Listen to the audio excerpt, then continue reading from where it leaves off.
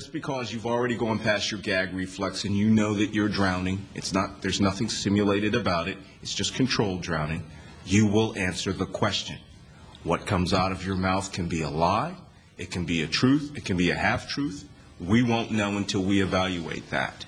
However, you're going to say something. Usually we give you an opportunity to comply non-verbally by kicking your shoes together because you can't move anything else. And after we allow you to go through a period of hysterics where you fully understand exactly what's happening to you, only then do we give you an opportunity to answer a question, often yes or no questions, because we don't want to interrupt the process.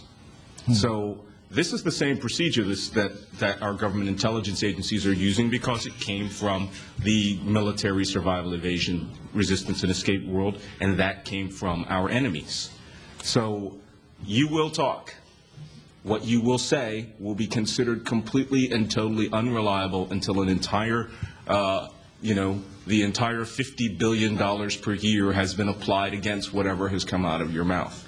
Now, a good resistor, or someone who has learned that you want very specific things and you want to push them away from that area, will give you something that will stop the process and will allow you to maybe take a week or two to determine that it's worthless. Maybe something that you know they already know about because you read in the newspapers. I take the case of Khalid Sheikh Mohammed discussing the Brooklyn Bridge, cutting the cables on the Brooklyn Bridge plot. This is a very brilliant man. I know his operational methodology in the field. I understand his mindset. He's very intelligent. He went to the University of North Carolina, I believe. He would have just gotten someone from the Al-Qaeda maintenance garage with a blowtorch and would have carried out an experiment to see how long it would take to cut the cable. But knowing that it was a ridiculous plan from the outset, even though people were deployed to collect intelligence, under torture, a good resistor, someone who has gone through the process several times, would have thrown that out. And it would have stopped the process for several months, if not for some time, until they figured out that it was a worthless piece of intelligence. But he gave them something. And what we've done is we've created possibly have created an operative who now knows how to work the waterboard, or whatever techniques that we're using against him. We've created a hardcore resistor. Now, throughout everything that he's given us, we may never have heard some of the more ridiculous ideas that were presented at the Al-Qaeda military council's meetings. And he can throw out every ridiculous rejected plan that was given to him between 1993 and 2002. And we would think it's gold, when in fact to him, it is pure trash. And it keeps him away from discussing real plans, which may actually be in effect. That's a very good analysis. Senator, I'd like to put one other thing on the record, and maybe, Ms. Chafee, you would respond.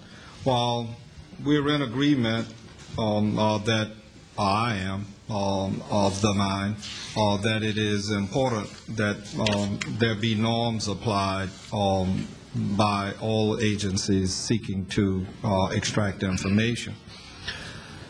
Do you perceive that if we use rendition and carry individuals to other countries where the likelihood is that they would be tortured, or that we are doing nothing more than what would amount to an artifice to get around law, assuming the president even signed this into law?